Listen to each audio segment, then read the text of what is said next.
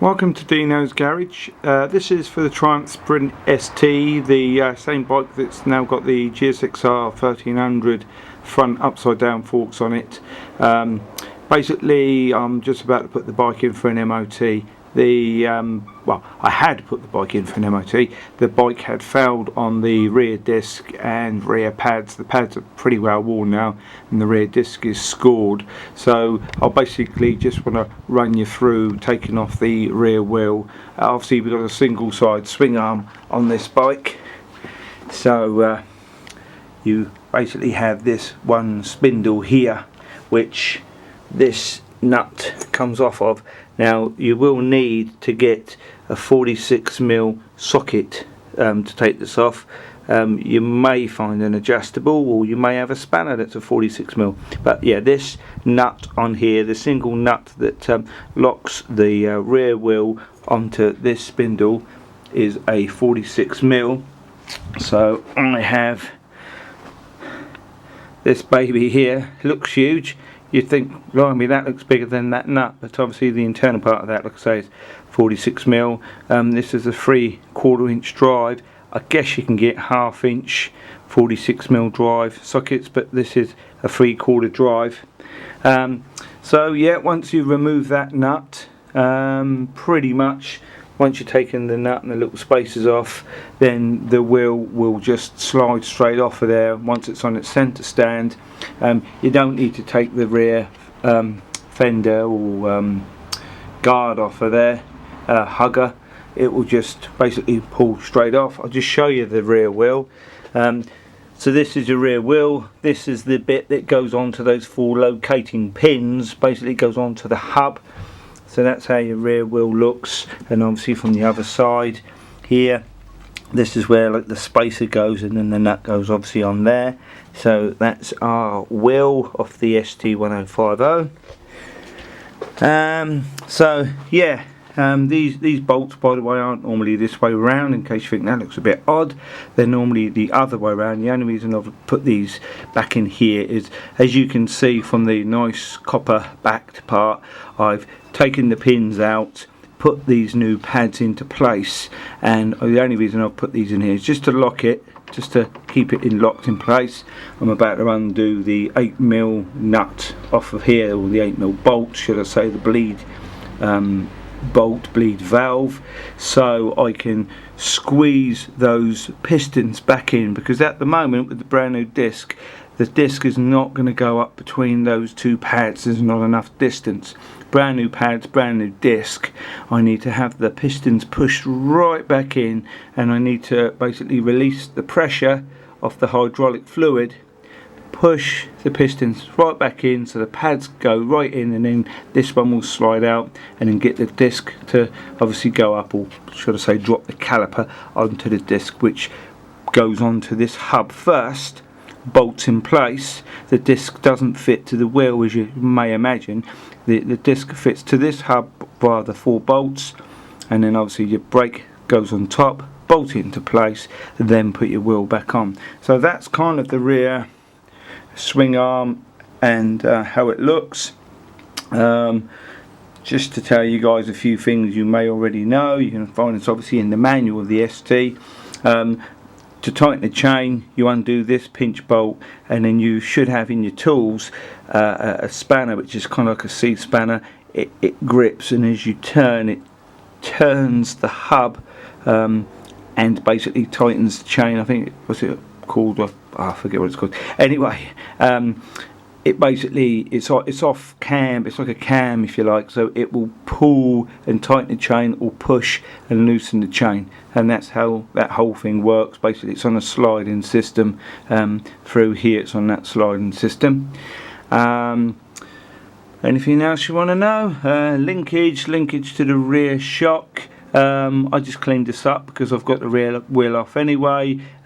Put a bit of oil down in the sort of area where you got the pivot joints, because whilst you got this like this, you may as well do that. As clean as this bike is, it does have some corrosion of the paint here, where all of the paint goes in, never gets cleaned, and then obviously you can see that's peeled. I could rub that down a bit, could spray it a bit, but it's no real problem to me, and it's not going to be seen. I did, however, clean the exhaust pipe, put a bit of Autosol on here, clean this up, because you kind of see in this area a little bit. You may as well do these things when you've got the, not necessarily time, but at least you won't probably get to this position again for a long time, so you may as well do it whilst you have the opportunity. So that's it. That's the rear swing arm of the Sprint ST1050. Like I say, brakes, just going to bleed them off, pushing pistons right back in, slide the disc back onto there, drop the caliper back down and put the wheel on, and that's done. The only other thing I need to do for my MOT is basically get right in behind here, take this plastic and this plastic off, and do the adjustment of the headlights. If you're wondering where that is, you've got adjusters up here, and you can basically adjust the beam. So I shall put them on later, get it up against the wall at the back there, and adjust the beam so it's just raised a bit, because at the moment it's a bit too low. That's it. Thank you very much for watching Deano's Garage, and that's just the removal and putting back on basically of the rear wheel on the 1050. Thanks for watching. Welcome back to Deano's Garage. This is the Triumph Sprint ST1050. This is the non-ABS version. It's a 2005 model, as you've seen already. I just thought actually I would show you the brake caliper in position on the disc.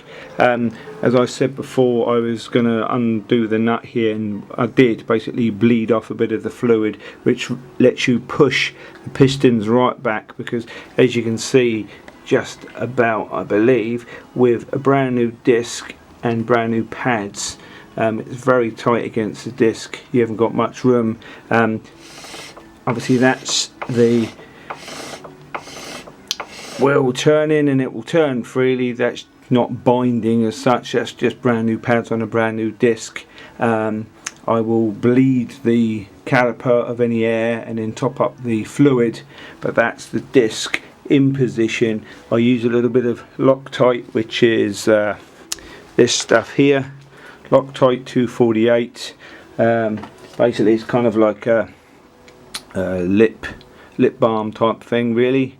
Not actually like lip balm, obviously you don't put it on your lips. You just basically take this cap off, dab it around the thread, and then wind the threads into these nuts and wherever else you need to really lock the bolts. Again, on these large bolts that come through here, again I also use a bit of that Loctite. It's just if you get any vibration, it stops the bolt from slowly undoing all by itself.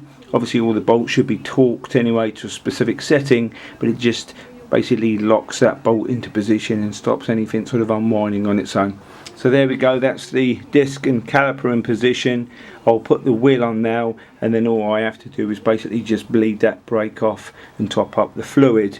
I should clean up this spacer here, clean up the wheel whilst I've got the wheel, you know, in a nice easy position like that. May as well clean the wheel, put it all back on, and then I just got to get on with my headlight. Just in case you were wondering, to bleed the rear brake, you've got the bleed there, and the hose runs all the way through, and then you've got the master cylinder here for the rear brake. But to actually reach the reservoir for the fluid, you have to take the seat off. You have the two bolts at the back of the seat that hold it down in place. Then you've got the claw that kind of hooks underneath here. Once you undo these two bolts, the seat, quite easy, if you push down and slide back, the seat will come off nice and easily. I've done it several times now. It's just one of those things, the more you do it, the easier it becomes. To undo these two screws, then you have access to the fluid reservoir. So basically pop that lid off, then you've got obviously your diaphragm inside. Put that upside down on something clean bit of rag, and then you can obviously press your brake pedal, and this will squeeze the fluid from here through and out of the nipple. I use that bottle over there, if you can just make that out, sorry about this, that bottle over there with a hose in. This this one here, this bottle here with its hose in, I keep a screw in the end so it never gets contaminated. And when I need that, it's got a nice long hose, and then obviously I just do it the old fashioned way, putting the bottle down on the floor, put the hose up on here and squeeze, lock, squeeze, lock, squeeze, lock, until all the air bubbles come out. But like I say, fluid reservoirs here, and then just top it up just obviously below the max level, and then that's it really. To get this out the way, I just released this out of here. Gives you a bit more clearance just to get to this, to be able to undo the screws, etc. So this will click back in here, seat back on, and then that's the whole brake bled and sorted. This still spins nicely, and when I press the brake it locks very nicely. So yeah, all done, all sorted. So there we are, that's the sort of brake bleeding disc on. I'm just about to clean the wheel and put the wheel back on. Thanks for watching Deano's Garage. Please subscribe to my channel, and I'll be showing you these videos, updating some of these videos, and of course I'll be adding to some of these along the way.